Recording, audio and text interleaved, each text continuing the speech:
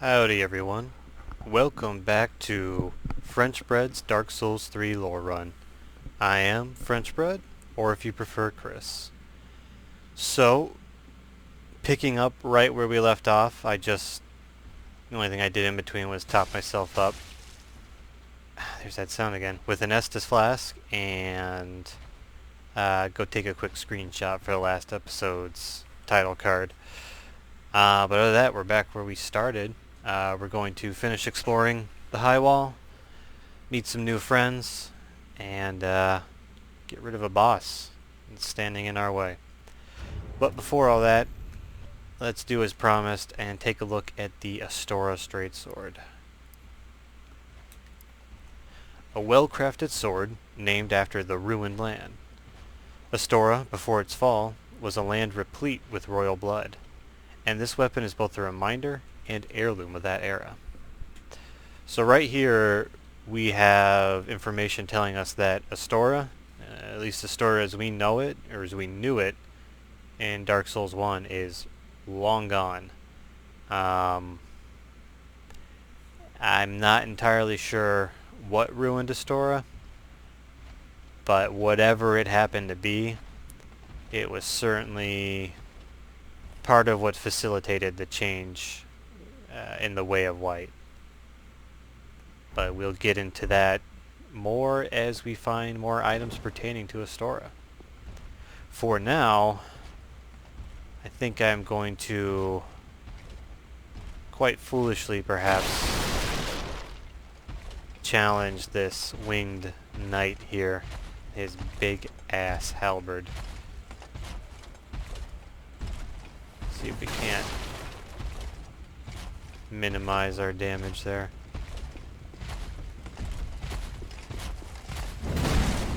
Get a little backstab action, since these guys are not to be fucked with, like so. Oh. Yeah, he likes to use those hold attacks. Well, strong enough to take out all these Lothric knights, but you seem to have done alright. Embers. I believe these are the Lothric greatswords, which confusingly are not classified as greatswords, but are in fact ultra greatswords. And over here, we've got a bullshit ambusher. Enough of that. And a rapier.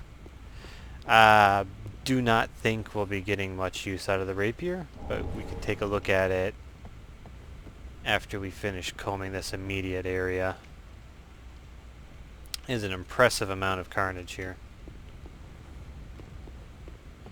And if we head back this way, we're going to loop around to the path where we used to be. Let's take care of the clever ambush. Yep. And we actually have a pretty cool little scene of carnage here. It looks like one of these winged knights was actually put down through considerable effort on the part of the Lothric knights. Here he is reaching for his halberd.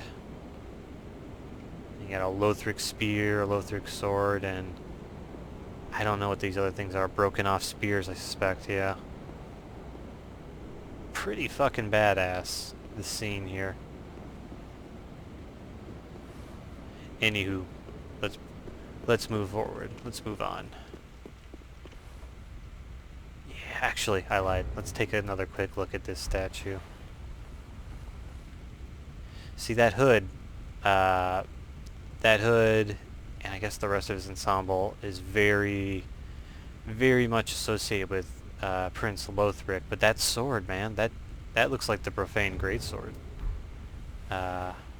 And we'll eventually get into who I thought held sole possession of that weapon. Let's take a quick look at the statues here. That's interesting. It's hard to say, but you know, usually you see statues of you see statues of, you know, robed women like this. You expect kind of an angelic serene face, but it's quite an elderly face, isn't it? Over here we've got statues of decapitated knights.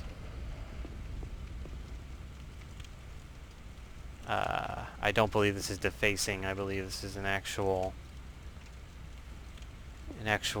of some sort of actual significance, but of what significance we'll have to ponder on as more details are revealed to. Hey, come on! I was talking.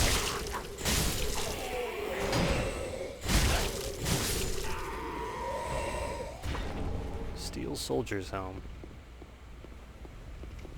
Not bad.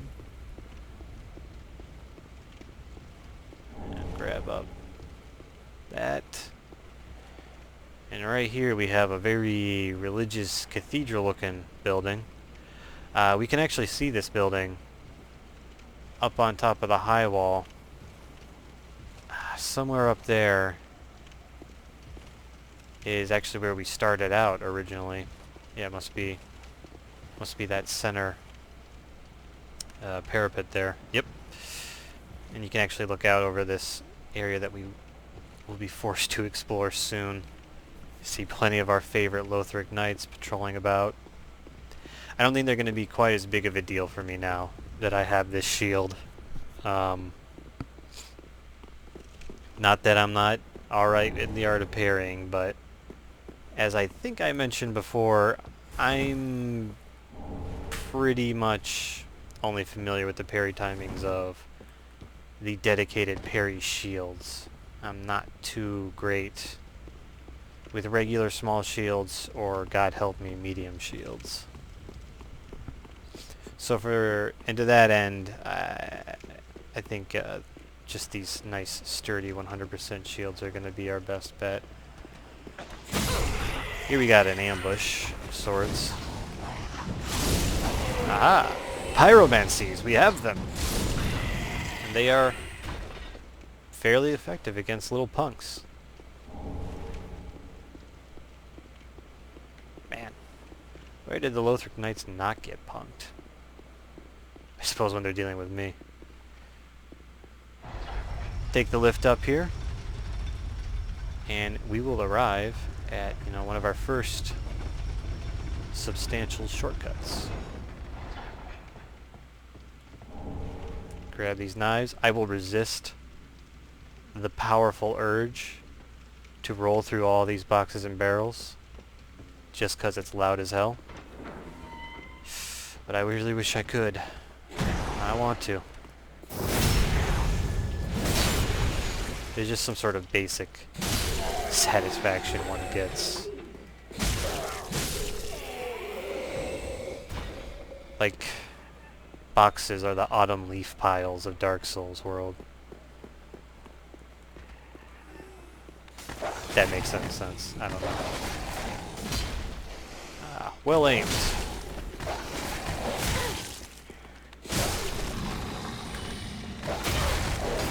Yeah, who doesn't love dogs?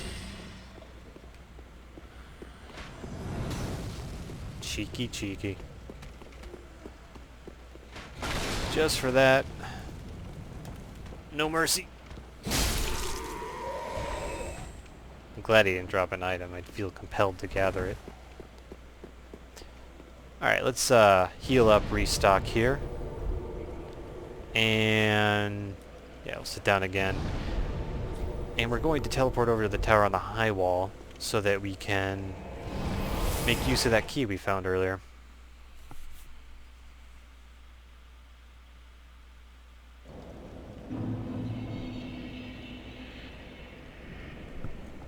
Alrighty. No, I did not miss the area from before. I was specifically avoiding it. For those of you who have played the game, you know what I'm talking about.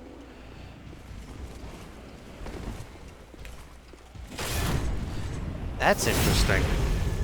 I think, as you guys would have seen from the last episode,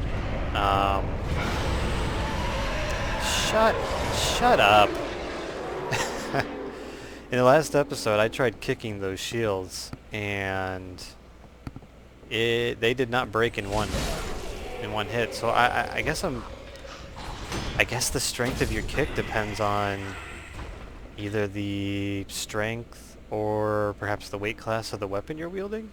I don't know, but that's very interesting and very heartening to know. Ain't gonna do shit for shit on a great shield, I suspect, but for those sword wielding knights, it's not a bad deal.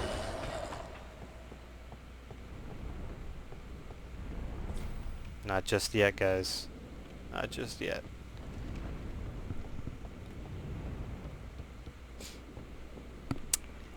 Yeah. This room is designed against us. What? Whoa.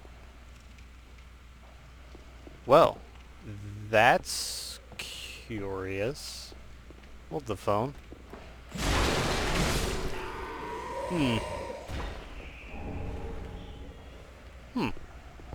So, in any other circumstance, there would have been a putsy little undead here who would try to be cute and throw a firebomb into all these exploding barrels.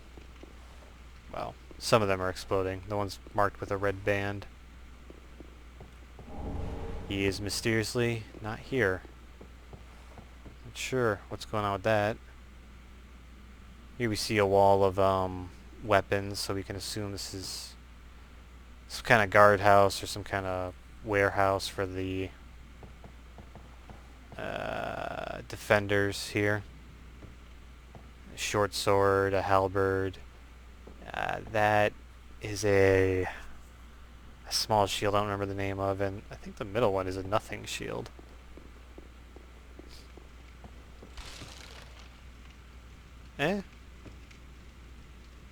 Maybe a knight shield? It's hard to tell.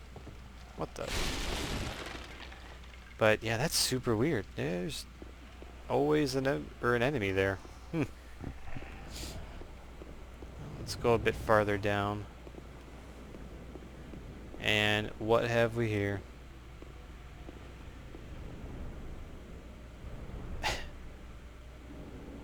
That's a shady character if I've ever seen one. Hi there. Ah. You're no jailer, are you? No, you're from far away. And judging by the bell, you must be some of that unkindled ash. Remarkable. If that's true, then I have a favor to ask. Below the high wall is a musty little town. Not the home of any lord, just a very old settlement of undead.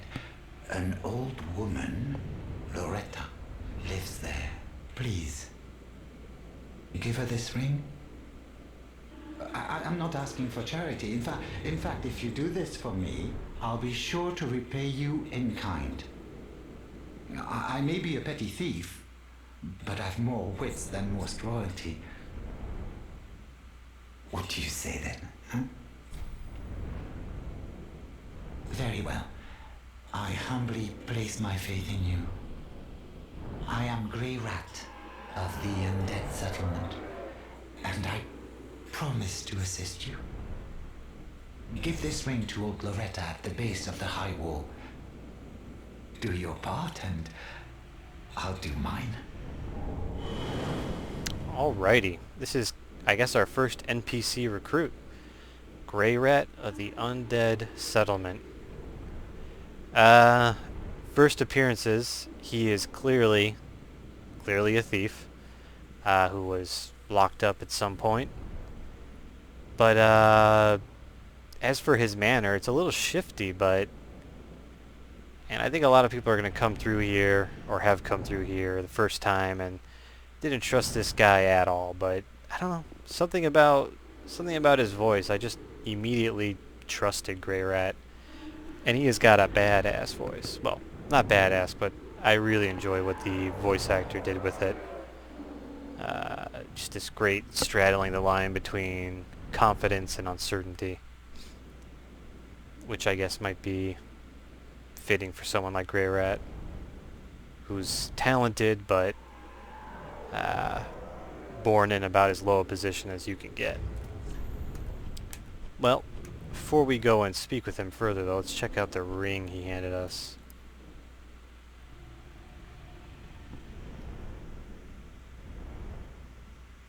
Huh.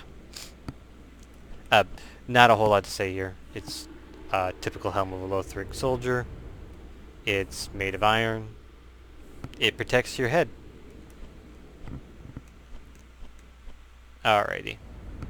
The Blue Tearstone Ring. A ring set by a large, rare tearstone jewel. Temporarily boosts damage absorption when HP is low. This stone is said to be a tear of sorrow from the goddess Ketha, and of course, tears are always more beautiful near death. Well, in previous Souls games, this item was fairly worthless. The damage absorption buff would not activate until you reached, low health. But the buff was only applied after you've taken whatever damage you took. So if the damage was enough to kill you, then you wouldn't get the benefit of that buff because it wouldn't activate until after that damage was resolved. And if it activates, if you survive somehow after taking a hit that activates this, then your HP is so low that what hit is not going to kill you anyway, no matter how much, mitigation this thing offers. So the only way for this to be useful is if it calculates the buff on the fly, and it mitigates the damage of the hit that would have taken you to lower health. I have no idea if it works properly in this game. I'll throw it on my character usually, as long as the weight's not an issue, but it's one of the first things to go. We also got ourselves a Ring of Sacrifice. This mystical ring was created in a sacrificial rite of Velka, the goddess of sin. Its wearer will lose nothing upon death, but the ring itself breaks. A sacrifice is only worth as much as the life it spares. So yeah, Velka, goddess of sin, was a huge figure in Dark Souls 1's lore. This ring basically says the exact same thing it did in Dark Souls 1, therefore providing us with no new information there.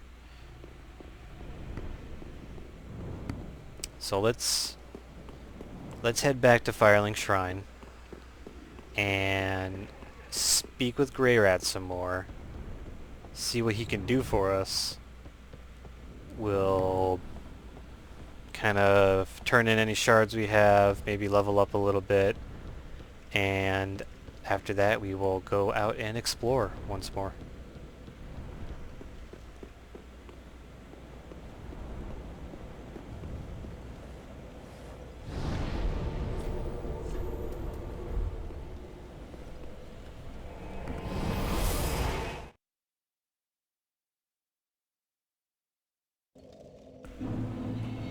Alrighty. Hawkwood's back. I don't think... Oh, okay. The Crestfallen's back. His name is Hawkwood. What a sick joke. Yeah, nothing. Nothing new to say to us, though. Fair enough.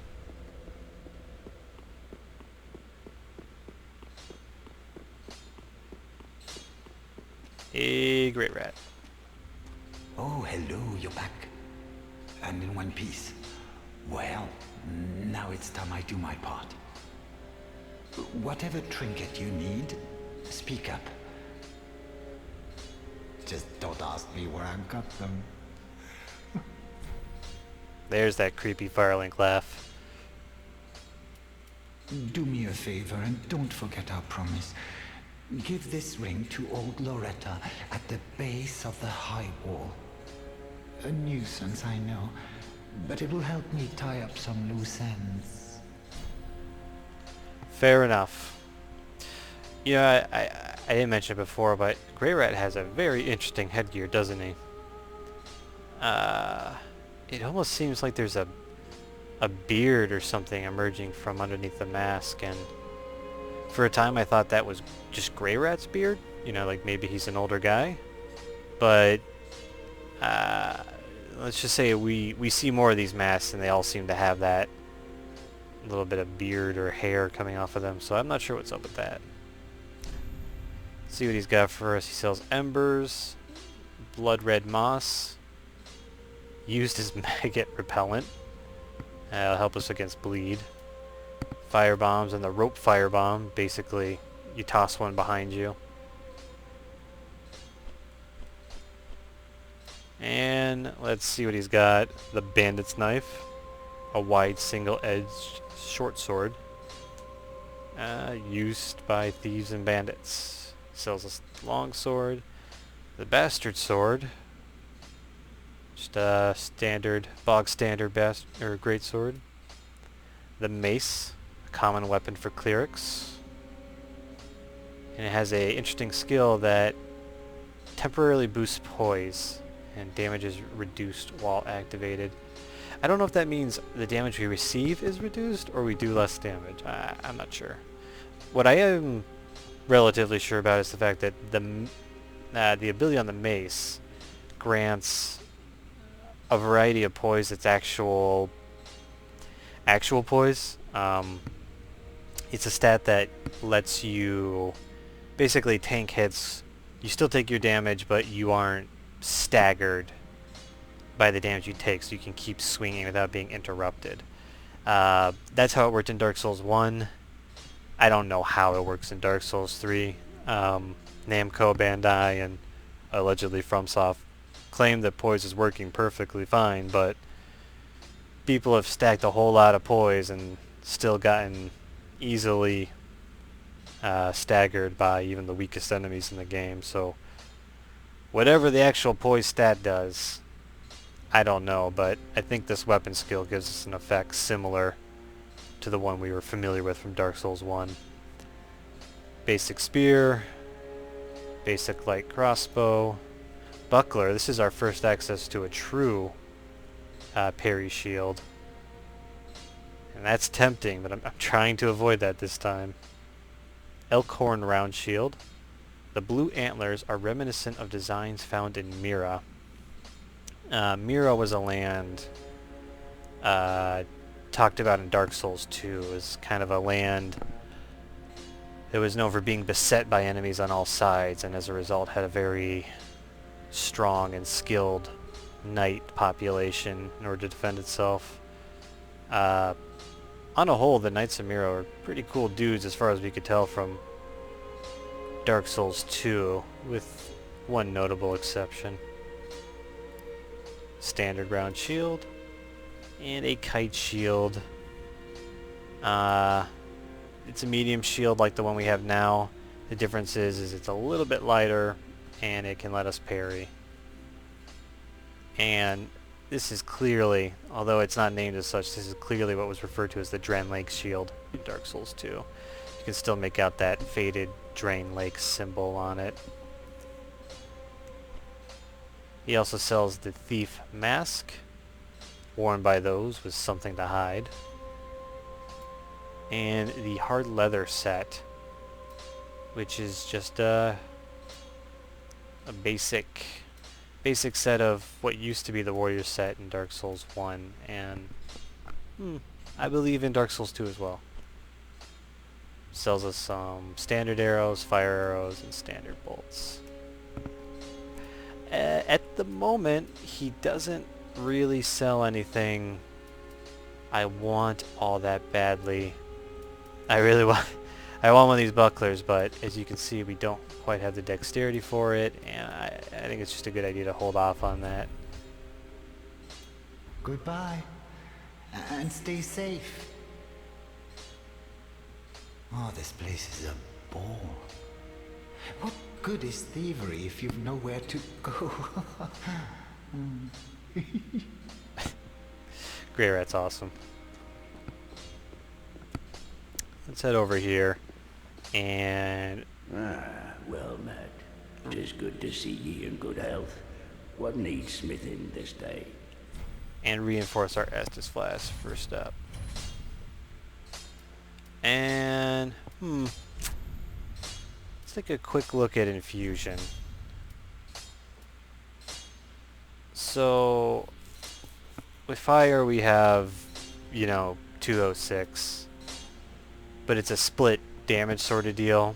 Like when you attack an enemy, you're basically have to get through both kinds of their defense. So your 103 has to go through their physical defense, and your 103 fire damage has to go through their fire defense. So it, depending on that enemy's weaknesses, you may or may not get as strong of an attack.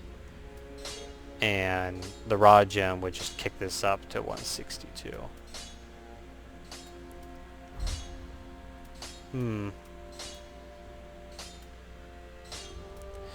Let's stick with our deep battle axe for now, because it's a really good weapon. And at least eventually they'll be like candy, but for the time being, yeah. For the time being, our Titanite shards are few and precious, and I don't really want to put them into a weapon I don't particularly like, or may not stick with for a while. Should I put any into this battle axe?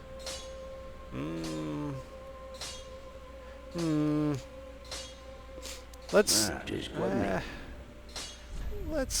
give it a +1.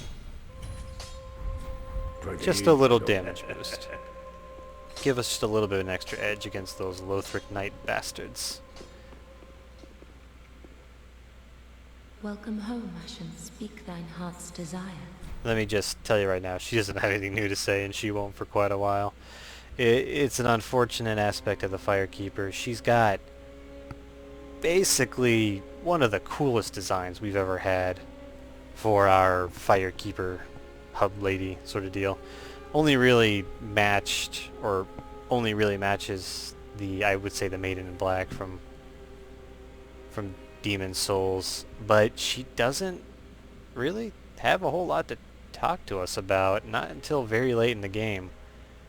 That's a dang shame, but then touch the darkness within me. I can deal with it. From these sovereignless souls. Let's get our endurance up to 15. It's just kind of like the way I like to play, is I work on, the minimum stat requirements to wield whatever weapon I want at the time, and then I kind of give myself a baseline of vigor and endurance for survivability's sake. And we have enough room for a few more points. Let's go in on strength just a bit. I think this is going to be more of a strength character. You can tell when I level up, by the way, that with this weapon we don't actually gain any benefit from putting points into strength. That's because it's got the deep infusion and its scaling is gone. So we don't get any benefit from that particular weapon, but this will help us meet prerequisite costs later and with weapons that do still have their scaling. Farewell, Ashen One. May the flame. See you later, girl. Alright. I think that wraps up what we have to do here in Firelink. Actually, I'm going to go run back real quick to Grey Rat and kind of use up some of these extra souls on some items. He sells firebombs for a notably cheaper price than the Shrine Maiden does. So buy 10 more of these.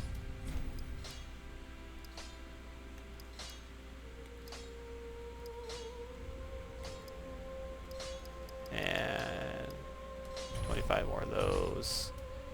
Nice thing about this game is, while we do have a relatively small number of items we're allowed to hold on us at any given time, any items in surplus go to our storage. And at any time we die or warp to the bonfire or do whatever, it will automatically replenish these items from our stock. So that's a nice little boon for us. 2 souls. We ain't rich. Alright. Let us head back and get on with exploring. We want to make sure we can mop up these guys and fight the boss with some time to spare. Oop. So since we unlocked that shortcut, we have a much, well, shorter distance to run. Items? No items. Here, this time we can take it. Whoa! Wow. Timing of the gods on that one, isn't it?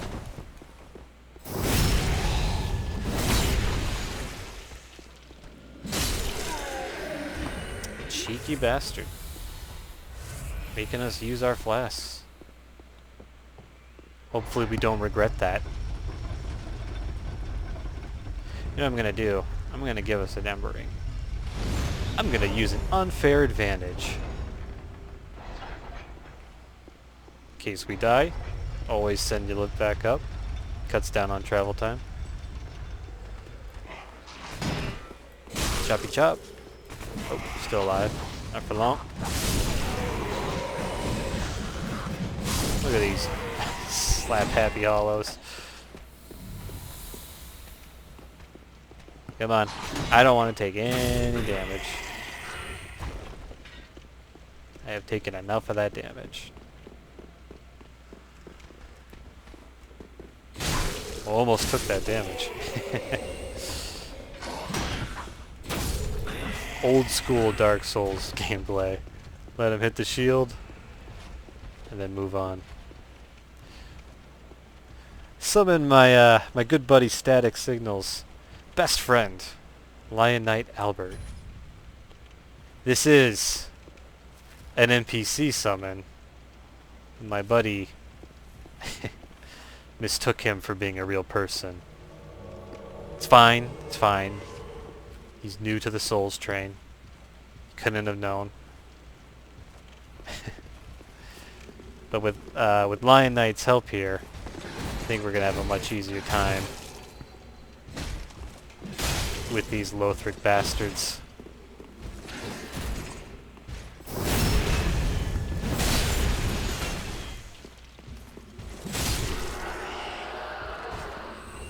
Want to give me an item? No? Alright, that's fine. That's your prerogative.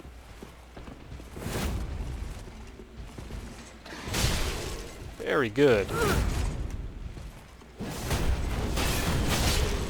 I like this plan. Reverse rushdown tactics. He's gone, Lion. He's gone. You can rest easy now.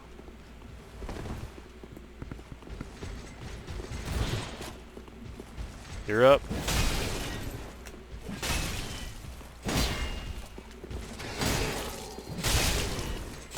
It's not fair. It's not kind. But you know what? God damn. You know what? Dark Souls is as difficult as you make it. Put it that way.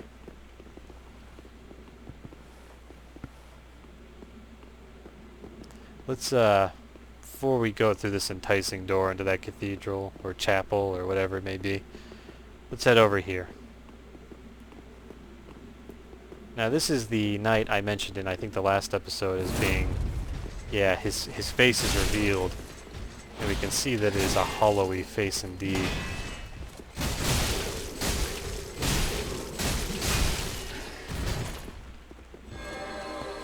Man, this guy's a bit of a badass, right? He's got the glowing red eyes, the fancy blue cape, and he can buff his weapon. But in exchange, he gives us the refined gem. Huh, and his sword. Looks like he was standing in vigil over fallen allies. By the way, the Lion Knight here, he does indeed seem to be wearing the Faram set, This is kind of the iconic set of Dark Souls 2. Yeah, make of it what you will. Well, more decapitated knights. This one, working on it. He's trying. He's trying his best. Also of note here, though, is, I'm sure you noticed, these queer shapes on the ground. You probably remember these from the opening cutscene. These guys are very, very important, I believe, to the lore. Very interesting. They have these large shells or stones tied to their backs, and we can kind of see what look like roots or something similar kind of creeping from around it. And it seems like at every place that they've fallen, this bluish grayish grass has sprouted up. And they are dead. Let's see, quite dead. They all seem to have been scaling, bad day, scaling the steps here towards this cathedral. To whatever end.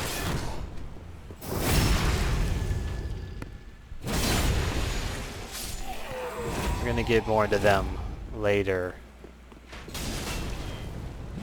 Jesus, Albert. Jesus. Come on, man. He's a million miles away. Just goes to show the quality of Static's friends. I mean... Anyway. Let's head on in.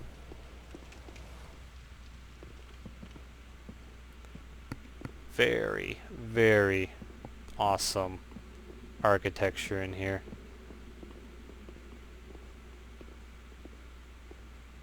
Very awesome. But sitting square and center is this elderly looking woman. She has a look very similar to the Shrine Maiden, except her clothing is a bit better. Ah, the wait has been long, unkindled one. I am Emma, High Priestess of Lothric Castle. Allow me to speak frankly. You will not find the Lords of Cinder here. They have left, gone, to their churning homes converging at the base of this castle. Head to the bottom of the high wall, forge on through the great gate, and raise this banner to proceed. Their churning homes, converging at the base of Lothric. This farewell gift is for you. It is the insignia of an old covenant.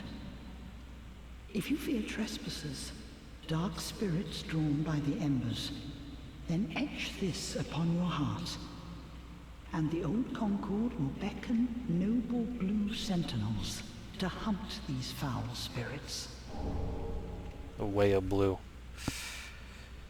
Okay, so Emma, High Priestess of Lothric, meaning that she is the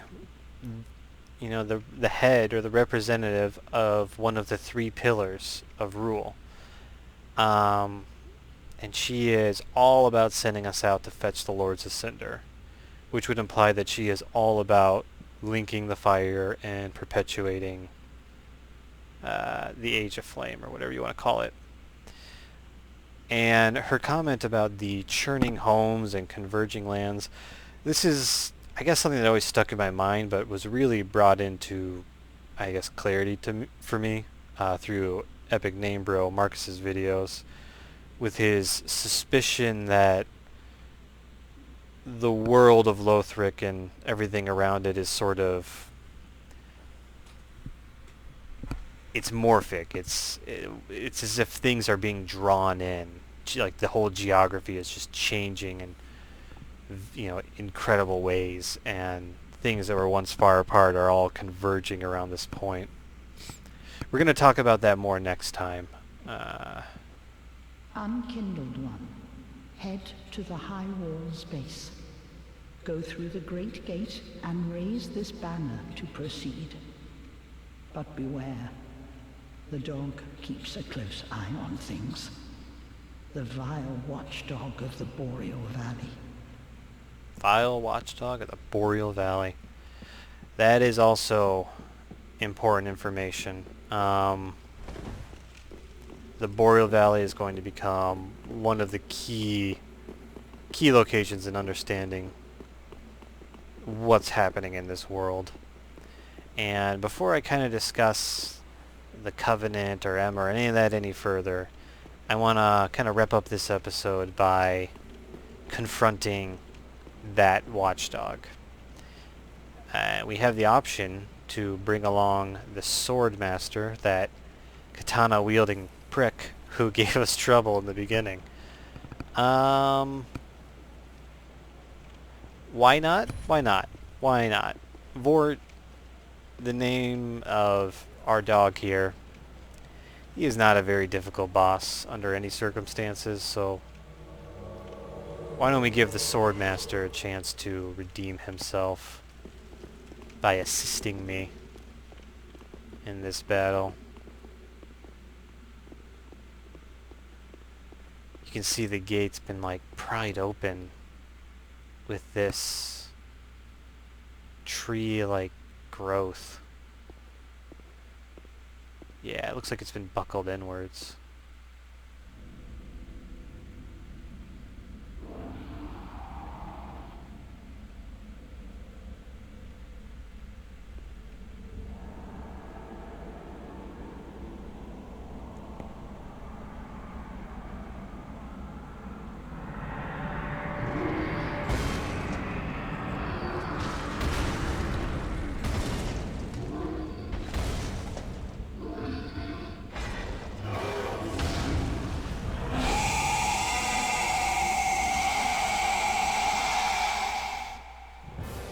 And here's our first proper boss, Vort of the Boreal Valley. He's a big, bad, intimidating motherfucker, I'll give him that. However, his actual threat may be not quite as strong as it appears. He's a very, fittingly, he's a very basic boss. Let's see how he feels about fire. Since every now and then I gotta at least try fire against it, right? Did it hit him? I don't even... it hit him, but it was garbage. Well, there you go. That's what we get for trying things.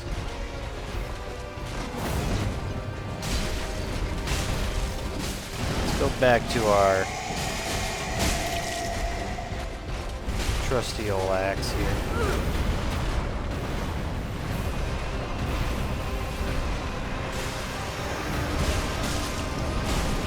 Here's his attack me attack. Not a good idea on his part. Peace. Bye.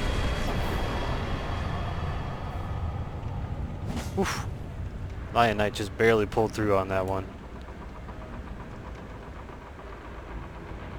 And before us, the gate does open, leading to who knows what.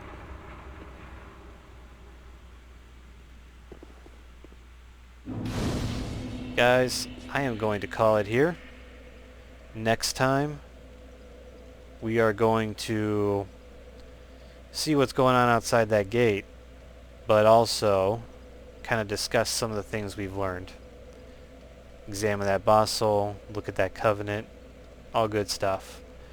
Until then, I hope you will join me next time we do this. Bye-bye, guys.